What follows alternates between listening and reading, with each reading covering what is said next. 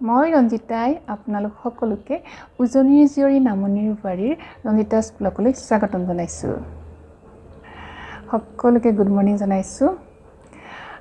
আমাৰ অতি মৰমৰ ৰঙালী বিহুটি পালেহি, তাৰ বাবে আপোনালোক সকলোকে আগতীয়াকৈ বিহুৰ ওলগ জনাইছোঁ।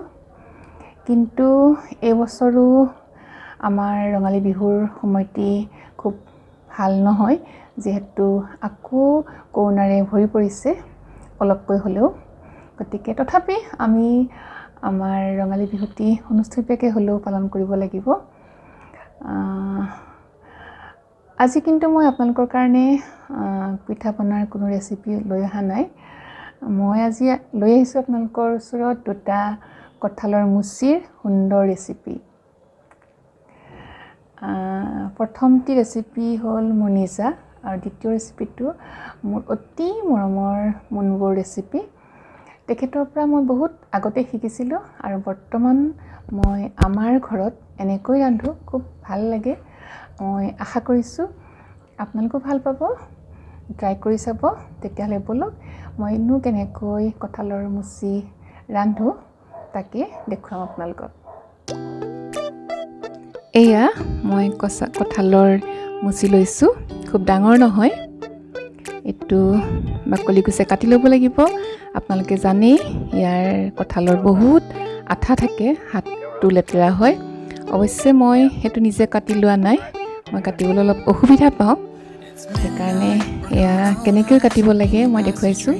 প্ৰথমতে ষ্টীলৰ ডাবৰটোত মিঠাতেল সানি লোৱা হৈছে আঠা নালাগিবৰ কাৰণে। এনেদৰে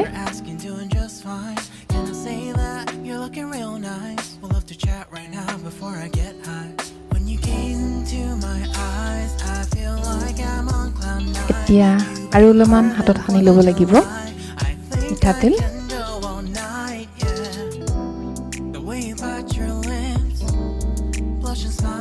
যিহেতু আমি চুৰিৰে কাটিম, গতিকে তাতো অলপ লগাই লোৱা হৈছে, তেতিয়া সুবিধা হ'ব কঁঠালটো কাটিবৰ কাৰণে।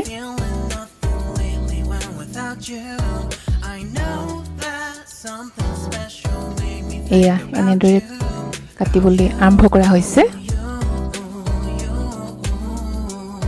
কঁঠালটো খুব ডাঙৰ নহয়, খাবলৈ খুব সুন্দৰ হয় এনেকুৱা কঁঠালবিলাক।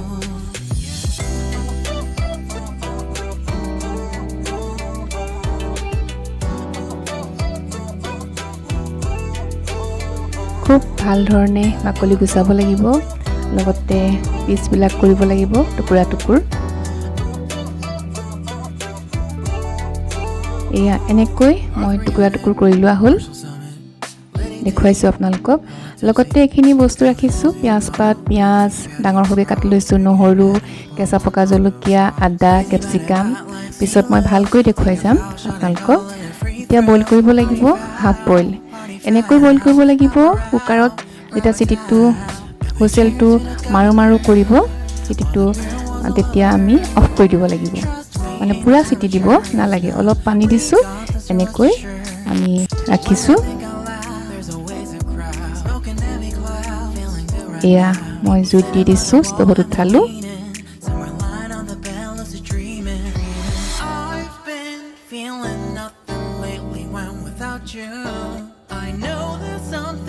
এয়া হৈ গৈছে, ঠাণ্ডা হৈ গ'ল। এতিয়া এইখনতে চেকি ল'ম, আৰু এই কঁঠালখিনি মই দুভাগ কৰি ল'ম, কাৰণ মোৰ দুটা ৰেচিপি কৰিব লাগিব দুভাগ কৰি, সেইকাৰণে আধা আধা লৈ ল'ব লাগিব। এয়া দেখিছে মই দেখুৱাইছোঁ, খুব একেবাৰে ভাঙি যোৱা নাই, সুন্দৰকৈ সিজা নাই, অলপ টান হৈ আছে বস্তুটো, কিন্তু সিজিছে। এতিয়া কেৰাহী বহাই দিছোঁ, মই ৰিফাইন তেল ইউজ কৰিছোঁ। এয়া, আৰু ইফালে এটা বাউলত মই প্ৰায় 1.5 চামুচমান কৰ্ণফ্ল'ৰ লৈছোঁ, আৰু একে পৰিমাণৰ মই ময়দা ল'ম। এয়া, আৰু লগতে অকণমান জলকীয়া গুড়ি, কালাৰটো খুব ভাল হয়। আৰু যিহেতু নিমখ অকণমান দিছিলোঁ সিজাওঁতে, এতিয়া অকণমান দিছোঁ, আৰু মিক্স কৰি পেলাই পানীৰে যিহেতু ঘোলটো বনাব লাগিব এয়া এনেকৈ বনাই ল'ব আৰু অকণমান হালধি কৰি দিছোঁ এনেদৰে ইয়াৰ পিছত এই বইল কঁঠালখিনি ধুনীয়াকৈ সানি ল'ব লাগিব ধুনীয়াকৈ এনেদৰে মিলাই ল'লে খুব ভাল হয় ইফালে মোৰ কেৰাহীত তেল গৰম হৈ গৈছে এতিয়া এইখিনি ফ্ৰাই কৰিব লাগিব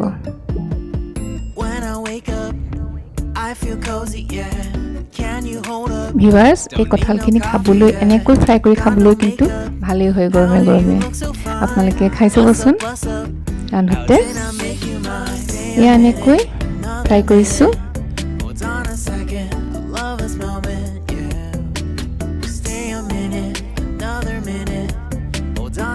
দেখিবলৈ খুব সুন্দৰ হৈছে এনেকৈ উঠাই লৈছোঁ যিহেতু হৈ গৈছে এইখিনি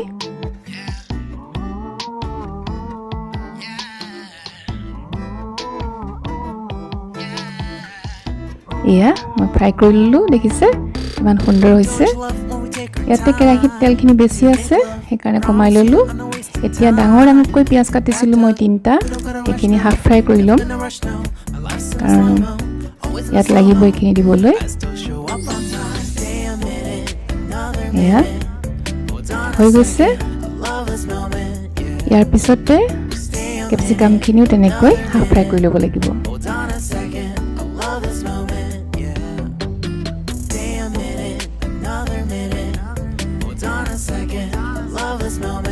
দেখিছেনে কেঁচা পকা জলকীয়া বহুত লৈছোঁ মই দ্বিতীয় ৰেচিপিটোৰ কাৰণে জলকীয়া আৰু পিঁয়াজৰ বেছি ব্যৱহাৰ হয় ইয়াৰ প্ৰথমতে মই নহৰু দিছোঁ নহৰুখিনি মই কাটি কাটি লৈছোঁ সৰু সৰুকৈ ইয়াতে মই দিলোঁ 1 চামুচমান চয়া চচ জুইটো অফ কৰি ৰাখিছোঁ লগতে ৰেড চিলি চচ একে সমান পৰিমাণৰ দিছোঁ আৰু এয়া হৈছে tomato hot and sweet sauce ইয়াৰো অকণমান দিছোঁ মিক্স কৰি লৈছোঁ কিন্তু গেছ বন্ধ আছে কিয়নো কেৰাহীখন বেছি গৰম হৈ গৈছে এইফালে মই কৰ্ণফ্ল'ৰ লৈছোঁ সেই 1.5 চামুচমান আৰু পানী লৈছোঁ এনেকৈ মিলাই ল'ব লাগিব ঘোলটো ধুনীয়াকৈ বনাই ল'ব লাগিব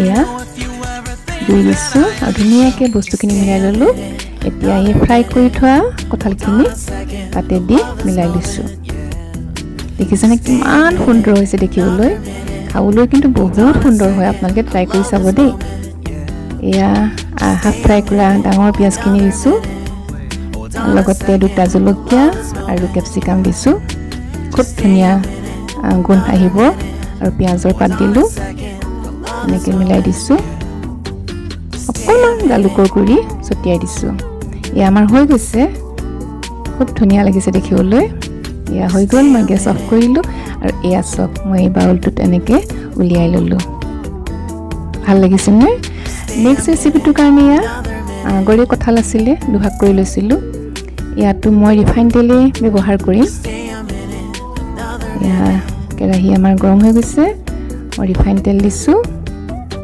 আগতেই কৈছোঁ ইয়াত কেঁচা পকা জলকীয়া আৰু পিঁয়াজ বেছিকৈ লাগে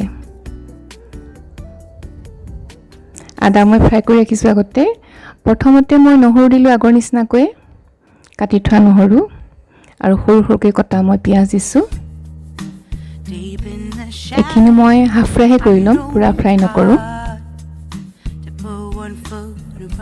এতিয়া মই যিখিনি জলকীয়া ৰাখিছিলোঁ কেঁচা পকা ফালি পেলাই সেয়া দিছোঁ লগতে মই ফ্ৰাই কৰি ৰখা ক'লাকৈ ফ্ৰাই কৰিছোঁ আদাখিনি দি দিছোঁ আদাৰ খুব সুন্দৰ এটা গুণ আহে এয়া মই কঁঠালখিনি দি দিলোঁ বইল কৰি ৰখা ধুনীয়াকৈ মিলাই দিছোঁ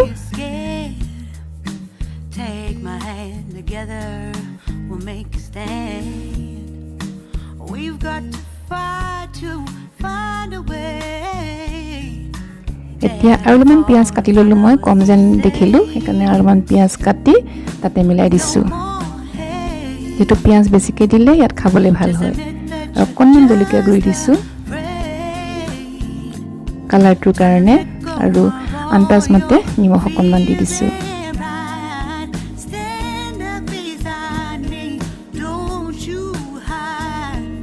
ইফালে মই 1.5 চামুচমান কৰ্ণফ্ল'ৰ লৈছোঁ পানী দি ঘোলটো বনাই লৈছোঁ ইয়াত মোৰ কৰ্ণফ্ল'ৰ প্ৰয়োজন হ'ব ইয়াতো এয়া এনেদৰে বনাই লৈছোঁ অকণমান পানী দি দিছোঁ যিহেতু কঁঠালটো কমকৈ সিজা আছে ফ্ৰাই কৰা নাই যিহেতু এবাৰ ঢাকন মাৰি দিছোঁ অলপ সময়ৰ কাৰণে এয়া আকৌ উঠাই চাইছোঁ অলপমান ভাঙি চাইছোঁ সিজিছে এতিয়া মই কৰ্ণফ্ল'ৰ ঘোলখিনি লাহেকৈ দি দিছোঁ এনেদৰে ইয়াৰ টেষ্টটো অলপমান বেলেগ ধৰণৰ খুব সুন্দৰ হয় এইটো ৰেচিপিও ইয়াতে এতিয়া কেপচিকাম আৰু ডাঙৰকৈ ফ্ৰাই কৰি ৰখা হাফ ফ্ৰাই কৰি ৰখা পিঁয়াজখিনি দি দিছোঁ অলপমান ৰাখিছোঁ মই গাৰ্নিজৰ কাৰণে এয়া চাওক আমাৰ দুটা ৰেচিপি কঁঠালৰ মুচিৰ খুব সুন্দৰ হৈছে খাবলৈ আপোনালোকে টেষ্ট কৰি চাব তেতিয়াহ'লে আকৌ লগ পাম আহিছোঁ বাই বাই